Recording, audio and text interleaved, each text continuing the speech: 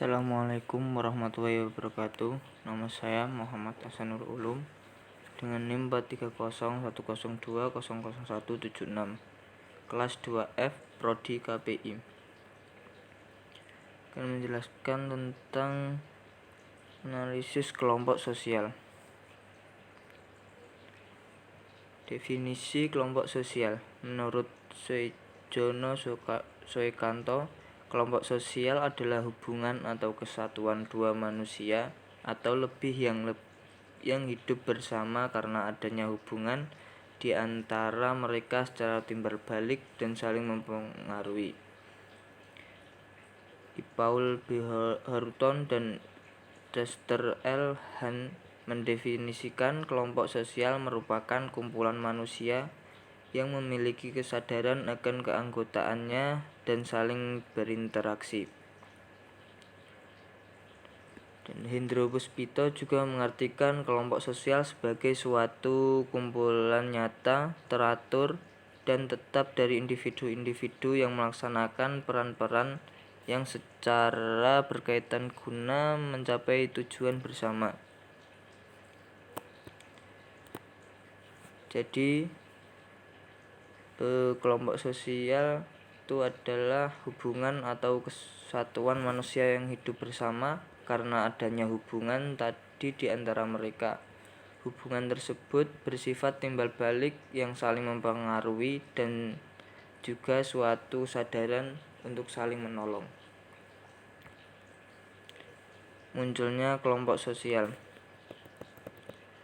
Alasan yang paling mendasar adalah dorongan alamiah yang menunjukkan bahwa manusia sebagai makhluk hidup dan sebagai bagian dari alam harus memilih kebutuhan-kebutuhannya seperti makanan, minum, tempat tinggal selain kebutuhan eksistensial yang butuh diakui oleh orang lain.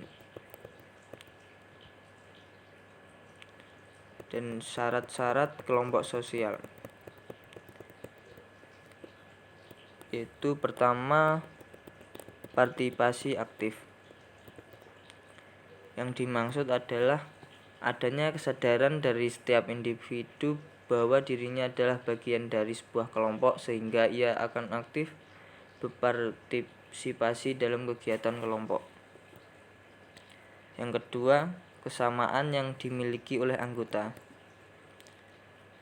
Sebuah kelompok disebut sebagai kelompok sosial apabila memiliki sebuah faktor khusus di dalamnya. Misalnya, setiap individu memiliki nasib serupa atau kesamaan tujuan hidup dan cita-cita. Yang ketiga, memiliki struktur organisasi. Dalam sebuah kelompok sosial terdapat sebuah struktur tersendiri. Hal ini memungkinkan setiap anggota untuk mendapat peranan, fungsi, dan bahkan kedudukan hierarki yang jelas. Berempat, memiliki kegiatan yang dilakukan bersama-sama. Ciri selanjutnya adalah adanya aktivitas bersama yang dilakukan oleh semua anggotanya. Juga terdapat interaksi dan pola perilaku aktif dari semua individu yang tergabung. Yang kelima, telah terbentuk selama suatu jangka waktu tertentu.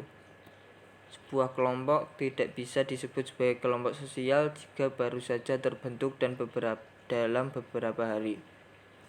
Hubungan antara individu dalam kelompok haruslah telah terjalin dan berlangsung selama beberapa tahun, bulan, atau minggu.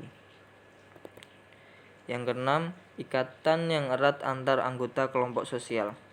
Dalam kelompok sosial, apabila seorang individu mengalami sebuah kejadian yang berdampak, perilaku individu lain dalam kelompok juga akan terpengaruh.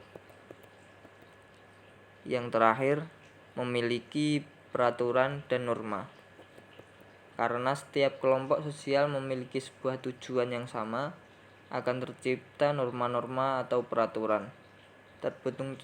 Terbentuknya norma-norma atau peraturan yang tegas dalam setiap kelompok sosial bukanlah tanpa tujuan. Seluruh norma atau peraturan tersebut haruslah ditaati oleh setiap individu demi tercapainya tujuan bersama dari kelompok tersebut serta tujuan pribadi. Tipe-tipe kelompok sosial. Yang pertama, Gemeinschaft dan Gesellschaft.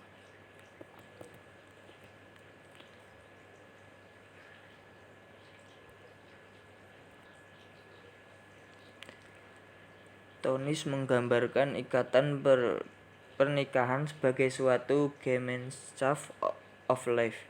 Ia berbicara mengenai suatu Gemeinschaft di bidang rumah tangga, agama, bahasa, dan adat yang bertentangkannya dengan Gesellschaft di bidang ilmu atau perdagangan.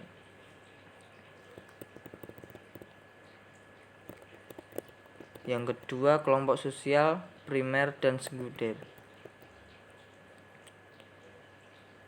Kelompok sosial primer memiliki ciri-ciri memiliki hubungan yang bersifat personal dan akrab antara anggotanya.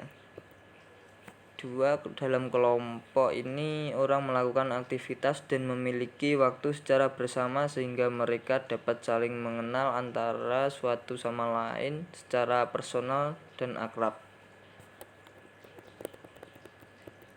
Ketiga, mereka saling memperhatikan kesejahteraan satu sama lain. Keempat, dalam kelompok sosial primer ini seorang individu mengalami hidup untuk pertama kalinya. Kekuatan dan hubungan utama ini memberikan individu-individu rasa aman dan damai. Yang terakhir, anggota-anggota dalam kelompok utama ini menyediakan pendapatan pribadi bagi yang lain, termasuk keuangan dan dukungan emosional. Ciri-ciri kelompok sosial sekunder. Pertama, kelompok sosial sekunder didefinisikan sebagai kelompok sosial yang bersifat impersonal dan besar. Yang kedua, kelompok sosial sekunder didasarkan atas minat, kepentingan, atau aktivitas-aktivitas khusus. Tiga, organisasi politik biasanya disebut kelompok sosial sekunder. Keempat, kelompok sosial sekunder sering dipakai sebagai alat untuk mencapai tujuan-tujuan khusus. Yang kelima, kelompok sosial sekunder biasanya selalu bersifat formal dan tidak emosional dan memiliki orientasi cita-cita.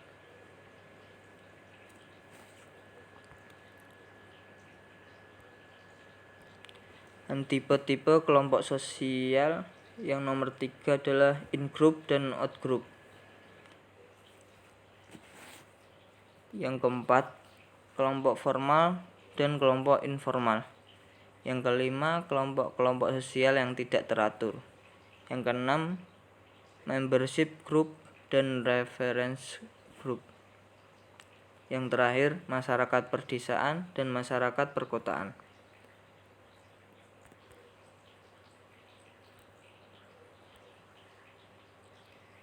Contoh kelompok sosial tidak beraturan. Dan di sini ada foto yang mengadakan pesta untuk merayakan kelulusan. Itu karena kerumunan yang pusat perhatiannya tidak begitu penting tetapi mempunyai persamaan tujuan yang tersimpul dalam aktivitas kerumunan tersebut serta kepuasan yang dihasilkan.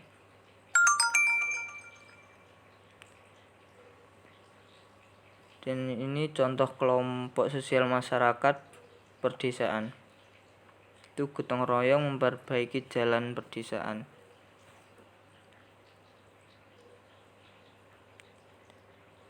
Sekian yang saya dapat sampaikan. Assalamualaikum warahmatullahi wabarakatuh.